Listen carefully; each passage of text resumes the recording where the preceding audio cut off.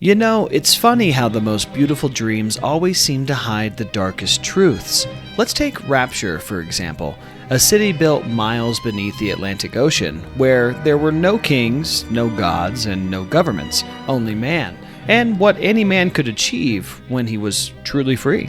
Andrew Ryan's vision was simple. A place where the artist wouldn't fear the censor, where the scientist wasn't shackled by ethics, where progress wasn't slowed by politics. And for a while it worked.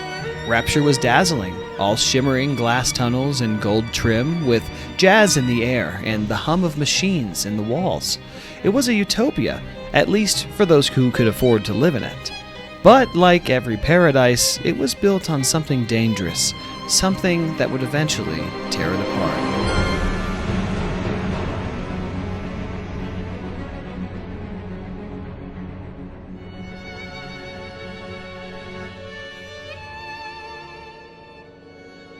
After the war, Ryan brought the world's best and brightest below the waves. Engineers, artists, philosophers were all drawn by his promise of freedom, and for a time, Rapture thrived.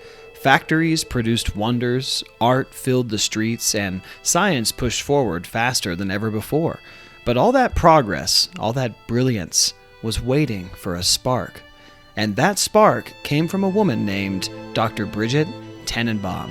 It started with something as small and as insignificant as a sea slug. Tenenbaum was studying the creatures that clung to Rapture's outer walls when she noticed something strange. Workers who handled these seemed to heal faster than normal. Cuts vanished, scars faded, and even damaged tissues regenerated overnight. When she isolated the compound inside the slug, she discovered something extraordinary: cells that could rewrite genetic material itself. She called it Adam.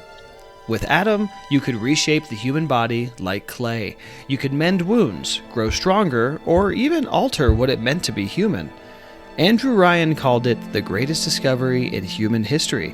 Scientists began experimenting immediately, and soon Adam became the foundation of a new kind of industry, one that promised perfection in a bottle. Tenenbaum saw what she had done with this discovery and wrote, "We remade ourselves in Adam's image, and we mistook this act for progress." At first, Adam was a luxury, a fashion statement. People used it to smooth wrinkles, improve performance, or even enhance creativity. Then during this time came plasmids, which are specifically engineered vials that let users do the impossible, like shoot lightning from their hands, hurl fire, or command the elements. And with an invention like that, Rapture was hooked. But the problem with Adam was that it never felt like enough. The more you used, the more your body changed, and the more your mind began to unravel. Adam wasn't just addictive, it was corrosive to the human mind. When demand exploded, Tenenbaum and another scientist, Dr. Yi Shuchong, found a mass way to produce it. They discovered that when implanted inside of young girls, those same sea slugs generated Adam at incredible rates. Those girls became what we know as the Little Sisters, somewhat innocent on the surface, but carrying living Adam factories inside of them. You think that's a child down there? Don't be fooled. She's a little sister now. Somebody went and turned a sweet baby girl into a monster. Whatever you thought about right and wrong on the surface, well, that don't count for much down in Rapture. Those little sisters, they carry Adam, the genetic material that keeps the wheels of Rapture turning. Everybody wants it, everybody needs it. To protect the Little Sisters, Rapture needed something, or someone, powerful enough to keep them safe. That's where Dr. Yi Shuchong came in. Working alongside Tenenbaum, he created the Big Daddies.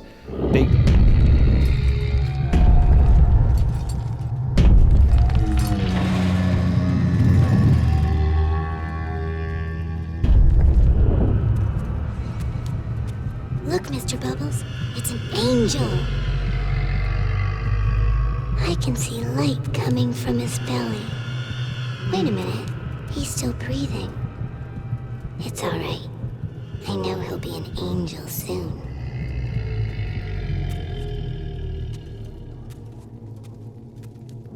Big Daddies were men surgically grafted into massive diving suits and conditioned to guard the girls with a kind of forced fatherly instinct. They weren't volunteers. Most were laborers or test subjects fused permanently to steel and glass, their voices reduced to mournful groans behind their helmets. Tenenbaum called them slaves made to protect the children we corrupted. To the rest of Rapture, they were monsters. But in truth, they were victims, just tragic guardians lumbering through a city that was already lost. It was brilliant and horrifying. But what began as innovation had become dependence. Rapture was addicted not just to Adam, but to the illusion of control. Now beneath all the glam and glitter, the cracks were forming. While the rich thrived, the poor struggled in the lower levels and were cut off from opportunity while being surrounded by people with literal superpowers. Then came Frank Fontaine. Smuggler, businessman, opportunist, Fontaine saw what Ryan didn't, that people at the bottom were angry and desperate. He gave them cheap Adam, he promised them power, and before long he controlled half the city from the shadows. Ryan tried to stop him, but it was too late. Fontaine's rebellion tore Rapture apart, and on New Year's Eve 1958, it all came crashing down. What started as a party ended in blood. The champagne turned to screams, the lights went out, and Rapture's utopia burned beneath the sea. You see, what made the fight between Ryan and Fontaine so tragic wasn't just power, it was philosophy. Ryan believed in the purity of a free market, a system where everyone rose or fell on their own merit. He hated government, religion, and above all, regulation. But Frank Fontaine understood the people. He was a con man, yes, but he knew how to play the human heart. While Ryan built a city for the successful, Fontaine built an army from the forgotten. He opened Fontaine's Home for the Poor, an orphanage that doubled as a recruitment center. He gave food to the hungry and plasmids to anyone willing to fight for him. To Ryan, Fontaine was a parasite, a manipulator exploiting the very freedom Rapture promised. But to Fontaine, Ryan was a hypocrite, a tyrant dressing his control in the language of liberty. Their conflict tore Rapture in half. When Ryan ordered Fontaine's businesses shut down, Fontaine faked his own death and resurfaced under a new identity, Atlas. Atlas was everything Fontaine wasn't: kind, humble, relatable, a voice on the radio who spoke like a friend to the common man. He told them Ryan had failed them, he promised hope, and he promised revolution. And when the riots began, it was Atlas's voice who led the charge. Ryan responded like a man cornered, with propaganda, police, and death squads. He shut off entire districts, flooded safe houses, and declared martial law. But every move he made only proved Atlas right. By the time Ryan realized that Fontaine and Atlas were one and the same, it didn't matter. The damage had already been done. Rapture was bleeding out. The war had no heroes left, only survivors. After the fighting, nothing was left but ruins and Adam addicts. People who had spliced themselves over and over again until there was nothing human left to splice. Their minds were gone, their bodies twisted, their faces masked to hide what they had become. They wandered the corridors, whispering, muttering, and laughing to themselves, desperate for just one more dose of Adam. These were the Splicers. Once brilliant, once beautiful, and once human, now consumed by the very substance that was meant to perfect them. They tore through what was left of Rapture, hunting, scavenging, and killing anything in their way to get more Adam. Ryan tried to regain control with pheromone manipulation, using the Splicers as soldiers in his own personal army, but you can't lead people who have already lost their souls. By then, Rapture wasn't a city anymore. It was simply a graveyard, humming jazz and lit by neon. Rapture was supposed to prove that man could be perfect if he was truly free. But it turned out freedom without restraint wasn't progress, it was chaos. Adam gave humanity godlike power, and humanity used it like a drug. And so, beneath the ocean, the Splicers remain, twitching silhouettes in the dark, the last echoes of a dream gone mad.